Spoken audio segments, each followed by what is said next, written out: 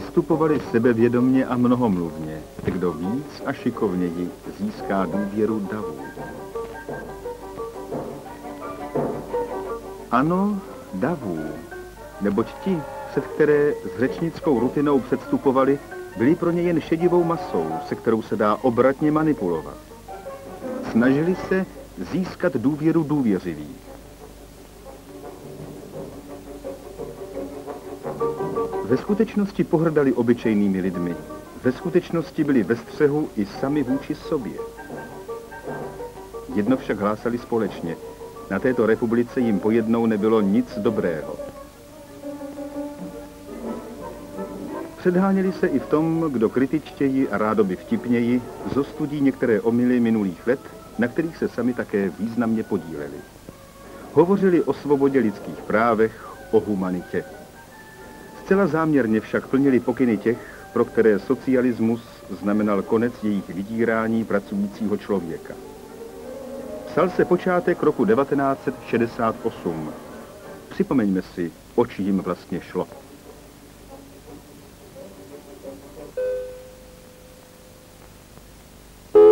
Pařížský představitel mladší části naší poúnorové emigrace Pavel Tigrit, iniciativní přisluhovač všech, kdož po krachu maďarské kontrarevoluce pokračovali v úsilí o mocenský zvrat v socialistických zemích novými prostředky, především ideologickou diverzí, vyjádřil jejich záměry v roce 1967 v podstatě takto. Revizionismus komunistů, zaměřený rovněž proti komunistům, je politickou realitou, na níž lze stavět. Je silou, již je možno využít. Pákou, kterou lze vyvracet současný vládní politický systém zevnitř. Velkým úkolem československé emigrace je pomáhat revizionismu na nohy, dávat mu slovo na stránkách časopisů svobodného světa, posilovat ho a podporovat, být s ním ve spojení a tleskat mu, když se prosazuje. A na jiném místě si libuje. Jsme šťastní, že mnohé z toho, co jsme po léta psali v tomto časopise, říkají teď jiní. Z jejich úst je to svědectví nesporně nejpovolanější. Ano, západní kapitalistický svět sledoval revizionistické a pravičácké úchylky našeho polednového vývoje s neobyčejným potěšením. A světe zboř se, pojednou vydatně chválil i socialismus. A tak, jak překotně šly události, které tehdejší stranické vedení nestačilo zvládnout, ustupovala počáteční poctivá snaha o nápravu chyb poškozujících zdravý vývoj socialistické společnosti mocenskému zápasu. Hráli v něm prim osobní a skupinové zájmy lidí, zejména z kulturní fronty. Počal obchod s důvěrou lidí.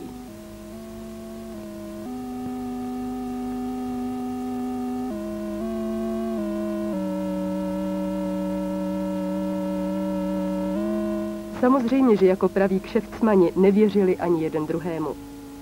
Posuďte jeden z mnoha důkazů ze zahraničí, které tam pečlivě shromažďovali, aby je mohli použít sami proti sobě, samozřejmě za peníze. Názor Ivana Svitáka na ambiciozního Jana Procházku. Já jsem vystupoval spolu s ním na Smíchově na nějaký meeting mládeže nebo něco takového. A on tam začal teda tak obratně hrát na demagogický struny, že jsem žasnul. To byl taková kombinace jakýhosi kriticismu a zároveň házení písku do očí. Že on to dělá najednou. Víte, on najednou vám hodí ten písek do očí. A ty lidi jsou vyzvaní a protože chápal, a zároveň teda on bránil teda tu politiku toho ústředního výboru. Mne už ten ústřední výbor nezajímá. Prohlásil v jednom rozhovoru pan Procházka, že by opět házel písek do očí. V popředí zájmů byly jiné záležitosti, zejména od roku 1967 nový vývoj ve Svazu československých spisovatelů, cesta samospasitelné kritiky nastoupená na 4. sjezdu. Prosazovali ji lidé, kteří po lednu 1968 hodlali udělat politický veletoč a osobní vládní kariéru. Jan Procházka o nich smýšlel takto. Je to generace čtyřicátníků, kteří zejména o starých věcech mnoho nevědí a to, co vědí, se jim mnoho nelíbí. Svaz spisovatelů, to je organizace, kde má každý své zájmy, co člen, to individualista. Úspěchy či neúspěchy se přehodnocují, proto je zde těžké dosáhnout jednotného postoje. Daří se však dosáhnout jednotného postupu proti straně. Pravdu měl tento prorok a soudě podle příjmu jen z honorářů patrně také milionář. Záhy po lednu 68 se tento jednotný postup začal veřejně oznamovat a šířit. Útočilo se proti státnímu aparátu, státní moci všech stupňů. Na pořadu dne bylo napadání justice, armády, lidových milicí a bezpečnosti. V náznacích i zcela otevřeně se podporovaly snahy o vytváření dalších politických stran. Sociální demokracie, na západě tak dobře zapsaná. Zpochybňovala se úloha a význam Národní fronty. Noviny byly plné senzací. Jen na to, že by se mělo především pořádně makat, na to se zapomínalo. Proč ne? Vždyť západní demokrati se o nás postarají, oni nám pomohou. Jsme pro ně zářivým vzorem, jsme pupkem světa. Co nakonec udělali, víte. A tak se na pohled nenápadně a pod štítem tvůrčí polednové politiky vlastně připravovalo spiknutí. Proti komunistické straně Československa a nejen proti komunistům. Proti všem, pro které socialismus nebyl jen zástěrkou zcela odličtěného maloměšťáckého smýšlení. Pro svůj prospěch, pro svoji moc a slávu šli proti nám, obyčejným lidem.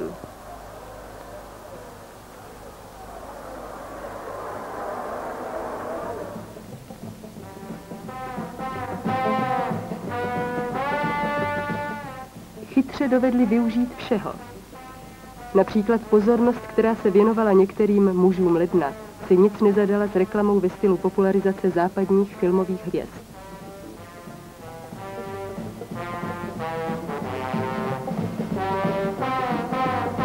Pochlebovali jim, dopřávali jim slávy a ke slávě je postrkovali. To, aby se jim z ní zatočila hlava, aby snadněji přehlédli, čím jejich údobí mělo vlastně končit a skončit. Do budoucna se s nimi v politice přece vůbec nepočítalo.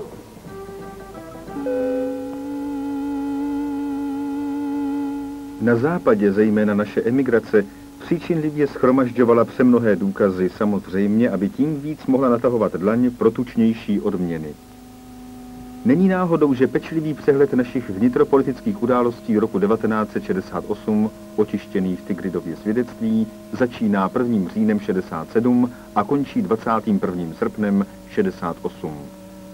Proč vlastně všechny ty usvědčující materiály Tigrid otiskuje? Inu obchod je obchod. A když už to nejde jinak, pak alespoň na těch, kteří doma prohráli, se dá ještě vydělávat.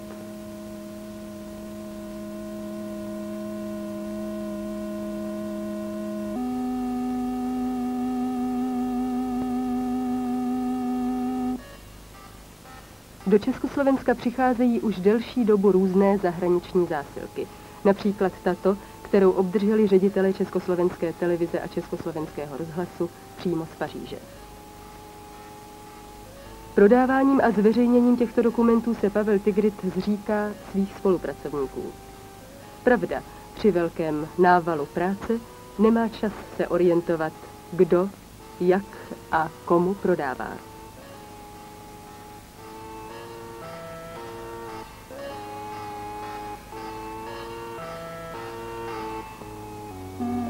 Jeden z nich odpovídá třeba na otázku, jak vznikal a proč bylo zapotřebí klubu angažovaných nestraníků.